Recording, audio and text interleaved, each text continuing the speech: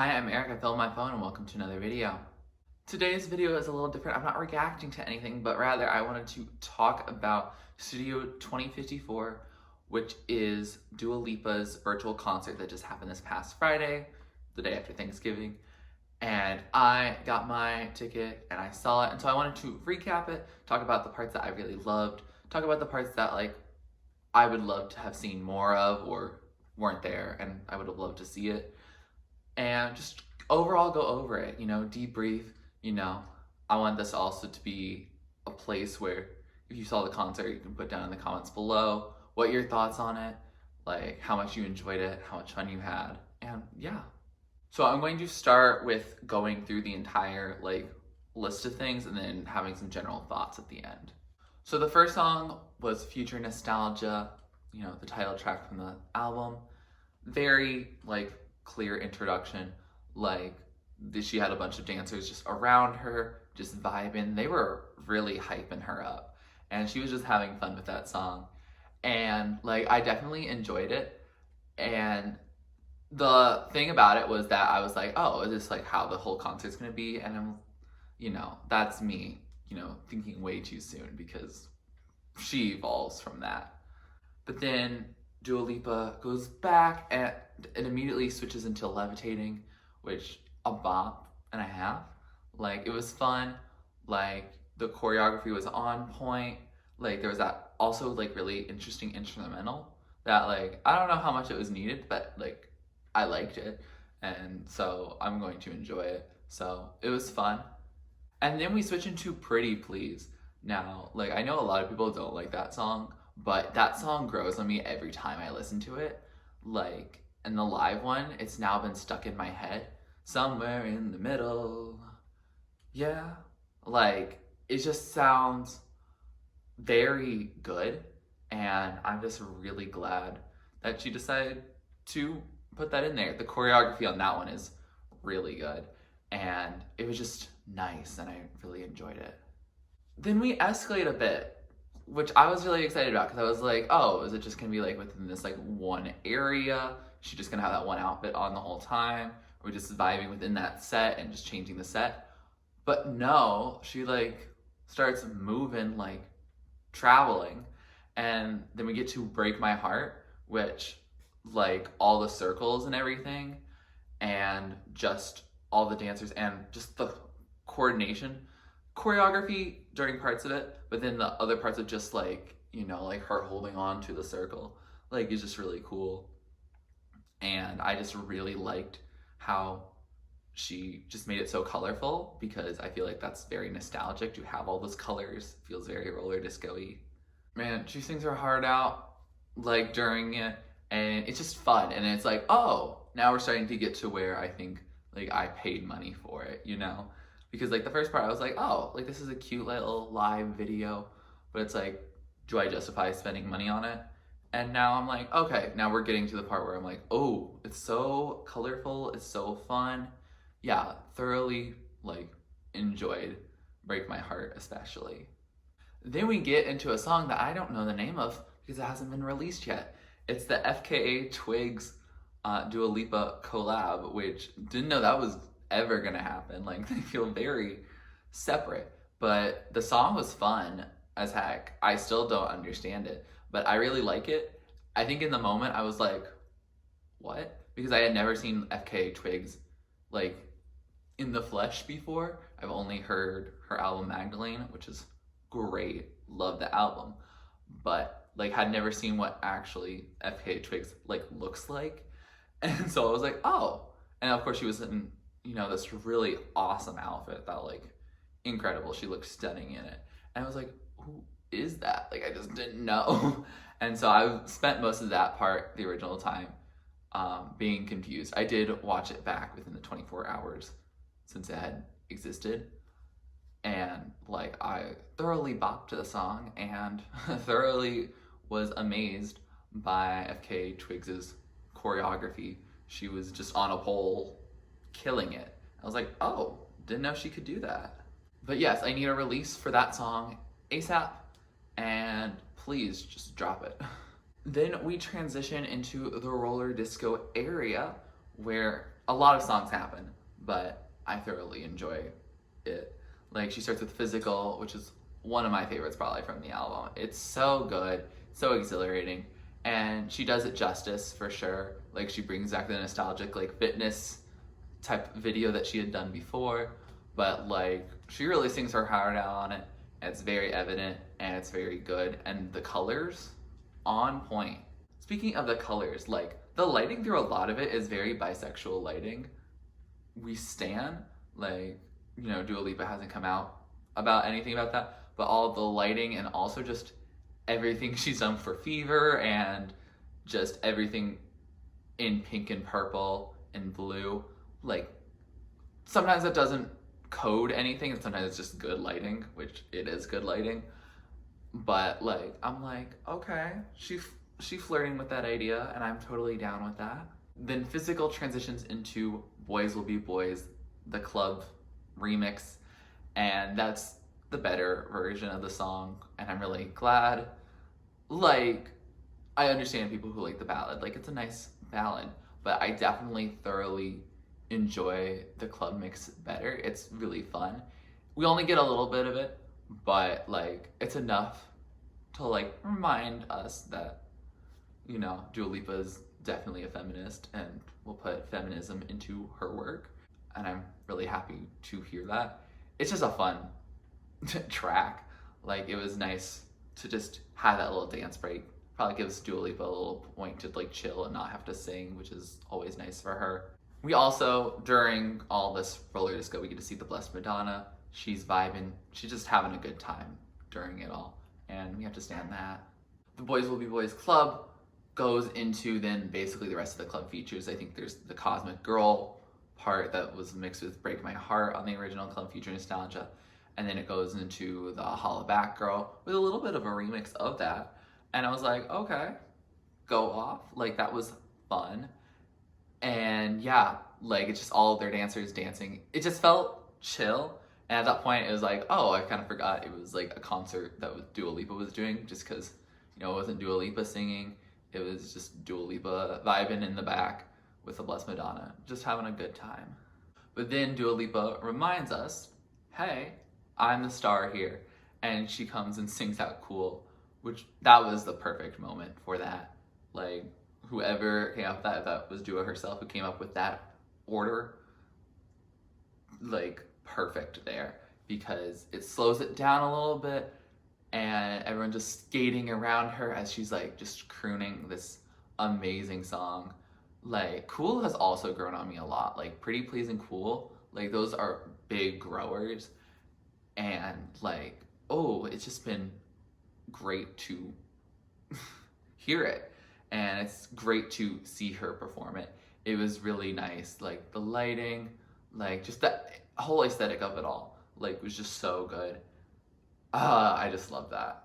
Then transitions to a phone call, which means they leave like the main roller disco area and kind of goes into what looks like a parking garage-ish, and they perform New Rules, and I'm like, okay, going back to debut. It did say in the description that there would be parts from Club Future Nostalgia and her debut, and I think it's interesting that they mentioned debut first, because like, it's just New Rules is the only song that was on her debut, unless it was on the complete edition, which had like her features on One Kiss and Electricity.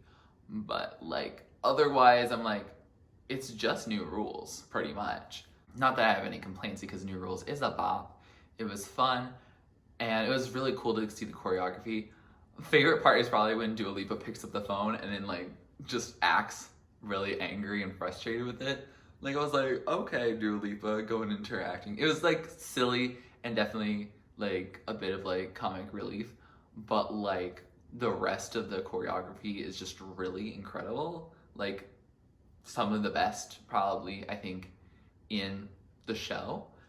Like, it was fun, and it was such a good backdrop for it, because this is the only song from the debut, and it's the only song that takes place within that parking garage area. And yeah, so I thought it was a nice vibe. It was really fun. It was really cool. Really liked how they brought that song back, because I knew a lot of people would love that song. and they made it cool and they made it fit into their whole future nostalgia Studio 2054 vibes. Next, Dua Lipa has a break in her dressing room and turns on Prisoner by Miley Cyrus featuring Dua Lipa, which I've listened to already before watching Studio 2054. I talked about it on my Plastic Hearts reaction, and I still just like the song. Like, it's just because in comparison to the rest of the album, it's just not as grand. You know, like, oh, WTF Do I Know or A Midnight Sky, those just hit much harder than A Prisoner, in my personal opinion. And, like, I don't feel like the Prisoner feature was here, like, in this concert was totally necessary because it was a clip.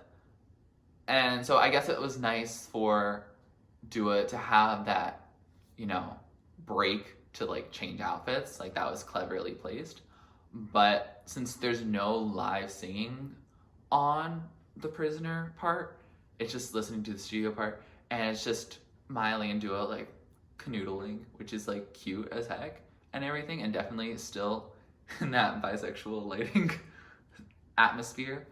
But, like, it just felt like 3 minutes of, like, this is a transition rather than the song playing itself. If Miley was there, I would have been, like, blown away, I'm sure, by the performance, because hearing Miley do those power notes, that would have been so cool to hear live, especially so soon after her album came out.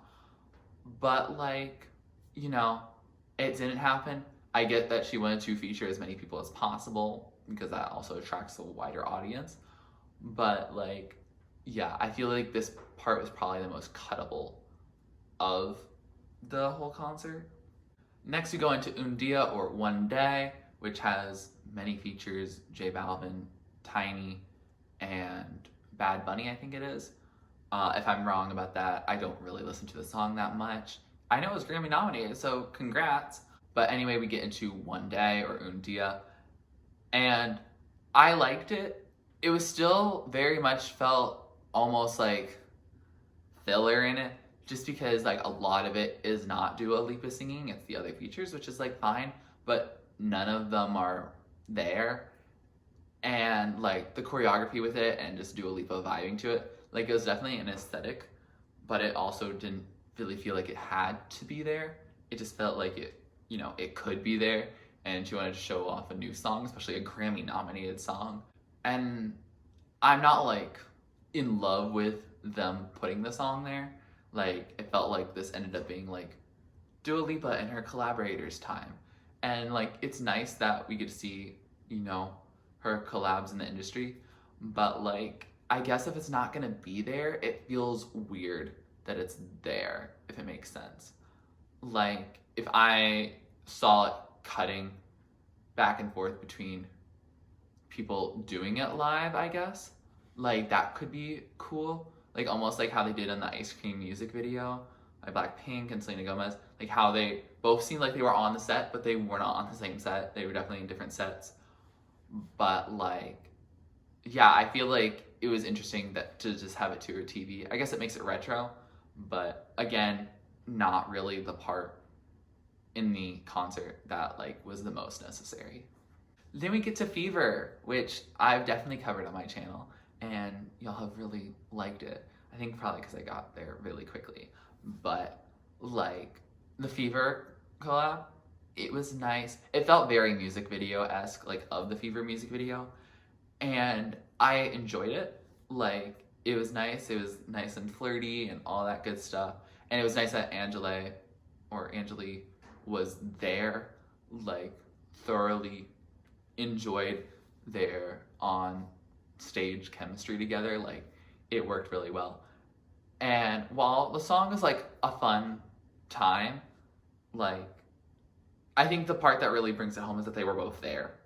That's honestly why. Like, it's unfortunate that, like, the ones before that are overshadowed by the fact that they're not there. But, like, the fact that it's both of them being very live, it's great. It's a good time. And, like, even if the song is not my hugest favorite of Dua Lipa's. Like, it's still a fun song, but it's not my top of the top. Like, I think what brings it on home is that we do get their on-stage chemistry. They're great friends, and it's really nice to see them work together, like, live. After Fever, we transition into, like, kind of like the underground club, I guess I would say. And it was fun. Like, we got to see, I think her name's Buck Betty. Like, she's the DJ that was working it. And, like, it was really funny because sometimes she was, like, really into, like, getting the DJ stuff done. That Dua Lipa's, like, trying to get her to, like, smile and vibe. She's like, I'm focused. Thoroughly enjoyed that part, but when she was smiling, like, it was, like, really pure and wholesome, and I liked that. Because, you know, I don't know how much those DJs are actually doing live and how much of it is, like, they're actually hitting a button and just, like, grooving with it. Like, I don't know because I'm not a DJ. But we go into One Kiss, which is a bop and a half, like, we knew. And besides New Rules, it's probably one of her oldest songs that was performed. And it was really good. It was just fun. We got to see a lot of them dancing, and then we got to hear Dua, you know, more interacting with the crowd of dancers that she had. More like, you know, at the beginning with Future Nostalgia, which it was nice to see that happen. It was really fun. Like, it definitely was like, oh, dang, we're into bop territory. Like, and I'll say, like, every song throughout this entire concert is a bop. And that's what's really cool about it, is that you're like, this one artist has 2 albums out and can fill a whole hour and then some with bops, and you don't even get to hear all her songs. Like, that's how you know, like, her music is so good, if, like, you just keep playing it over and the next song and the next song, and everything is just good. It then transitions to Kylie Minogue showing up, which I haven't listened to her album yet. If you want me to, let me know down in the comments below. But it was cool because Kylie sang a song from her album, which the album's called Disco, and it fits the Future Nostalgia vibe pretty well. It's very disco, very 80s themed, and, like, you know, very on brand with 2020. And it was really cool to, you know, hear her and Dua collab on it. It was nice because, like, Kylie is, like, someone who definitely could have easily been on the Club Future Nostalgia album, and it just happened that she didn't get that feature, and that's okay. Like, probably they just hadn't, you know, reached out to each other yet. But it was really nice to see them on stage together. They definitely had a lot of on-stage chemistry, and I would love to see them actually collaborate on a real song together, like on a song that's just between them. That would have been really cool to see that happen in the future. Then we start vibing into Electricity. That's a bop. Like, I forget how much of a bop that song is until I hear it, like, either on a playlist or just here at the concert. It was fun, still vibing. Kylie's still there, just having a good time. It's a good time all around. Don't have much to say about it. It was a strong choice to have it there. I got really confused that Electricity was the end of the concert when all the lights shut out. But then we transition into Rocket Man.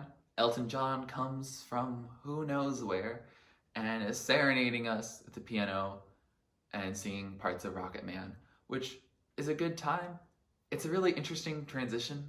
Like, I definitely thought, I was like, are they just done?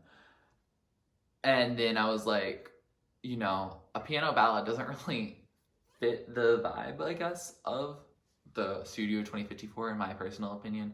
But, you know, if Elton John agrees to be at your show, you're gonna say yes. And I guess that's the difference, I feel like, between, like, the Elton John one making sense, because it still was live, like, from his abode, whereas, like, the Prisoner one was, like, just the recording of it, I'm pretty sure. I don't think any of that was live. So, like, yeah, I think that's the difference, is that even though I don't think the Rocket Man really fits the whole vibe, other than it's rocket and it's space, like, I think what makes the difference is that, first of all, it's Elton John, and he can do whatever the heck he wants, and we'll say yes. and also just because it is still a live performance, never before seen, you know, and there's a lot of emotion in it. We then transition into Hallucinate. I forgot that the song existed until that moment. I was like, oh, I'm waiting on Don't Start Now. That's how I know the concert's gonna end. But like Hallucinate, I was like, oh, shoot, this song. And her outfit, like that black with all the like jewels on it, stunning. Best outfit of hers of the night, in my personal opinion. Like, she rocks it. There's that big moon in the back. Like, it's very, very nice. I thoroughly enjoyed that vibe that she put into it. And, like, the choreography on it is fun. And then we also got to see her do the high note on the Make Me Lose My Mind. And because I always thought that that had to be, like, really filtered because it almost sounded like a Lady Gaga, like, growl. And it ended up really working. Like, I saw that and I was like, she did that, and it sounds like the recording, but it's her. And I'm like, dang. Like, that was very impressive, and it reminds us that Dua Lipa has such a distinct voice that I really do love, but she can also hit those higher notes. She has a normal, like, probably slightly lower vocal register, but she can still hit a high note if she wants to, and she's not afraid to. And then we end with Don't Start Now. Like, that song live sounds better than it does, like, on the track.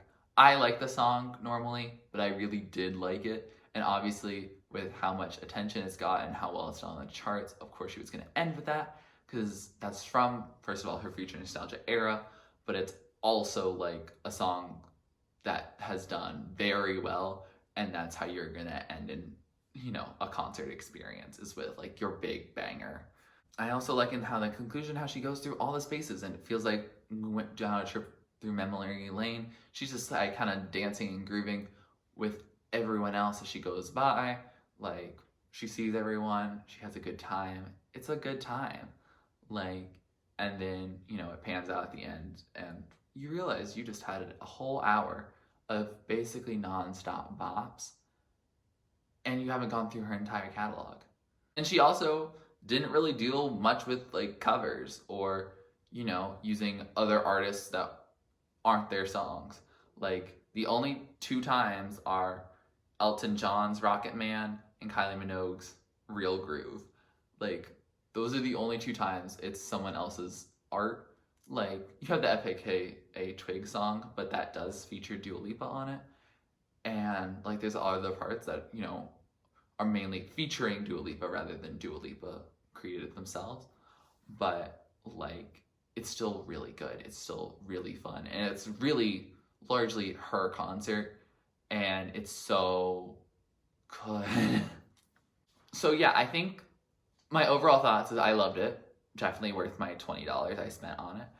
And it was overall just a good time. You realize that she's a force to be reckoned with. I mean, I knew she was a force to be reckoned with, but I think every person who watches that is like, dang, first of all, she can perform now. She can dance. People used to make fun of her for not being able to dance. She can dance now, for sure. Like, she has so many good collaborators. She can make any genre work. Like, she did One Day, but she's also done Prisoner, and she's also done just her own thing, which is really cool. And yeah, she can put on a show, and if she does live touring to the United States, you can bet I'm gonna get a ticket if I can. Like, those things are gonna sell out really quickly. But, like, if she does this performance on a virtual thing, I can't wait to see what happens when it's, like, fully live. Like, that would be really cool.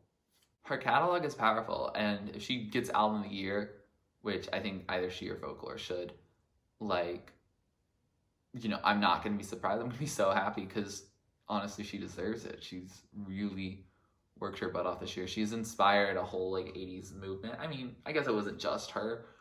Like, it's a whole trend. But, like, I think she has kind of inspired a whole idea of what a sound is and what the now sound is. And she's killing it. It's so much fun to hear it. And I'm really happy for her because she's really evolved a lot. I mean, she's always been a great songwriter, great artist, great singer, but like she's really evolved since her first album, and seeing a concert from her new album largely, it's really nice.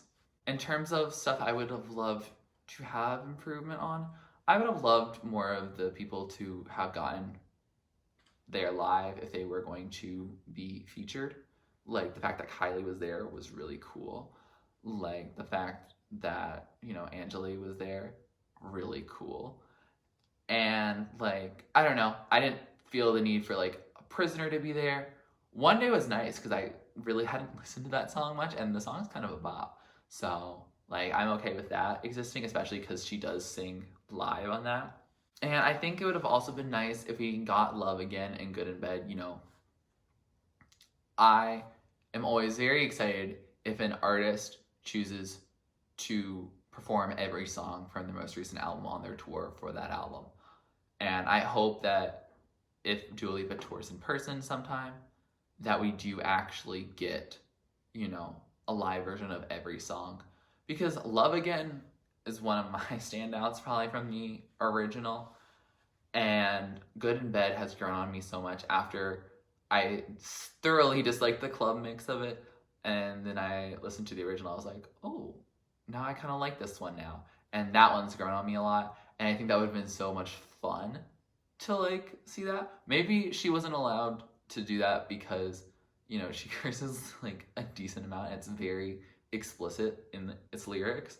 Maybe because it was sponsored by certain people, she wasn't really supposed to do that. I definitely think those would have been really fun songs to play with. Like, I think they have both have strong followings, and I thought like Pretty Please is probably and Boys Will Be Boys will probably the two least popular on the album, but you know, maybe I'm a little off on that, because I think it would have been really cool to have all of them. But again, she filled an hour with songs that are hers pretty much. And like, that's impressive on its own. And the fact that you don't even have to go through your new stuff and you're on your second album, that's impressive. So I'm gonna give her kudos for that. What are your thoughts on Dua Lipa's Studio 2054? Did you go? Did you enjoy it? Did you have so much fun? Like, I know I did. It was definitely a great way to spend my Friday night, and I re-listened to it Saturday evening, so I got, you know, 2 for 1. Like, do you think more artists should do virtual concerts? I know I'm going to go to a Bia Miller one next month, which I'm really excited about, but yeah, I would love to hear what your guys' thoughts are. Like, are you guys vibing to it? Are you guys not? Like, let me know. I'd love to hear your thoughts on it. And yeah, if you like this video, please like it, comment down below with what you'd like me to react or listen to next. Please subscribe to my channel if you're not already and you'd like to be, and thanks for watching. This is TurtleStormer. Catch you later. It's storming turtles from out of the sky. Turtles don't need to know why. Smile big, open your eyes. It's storming turtles.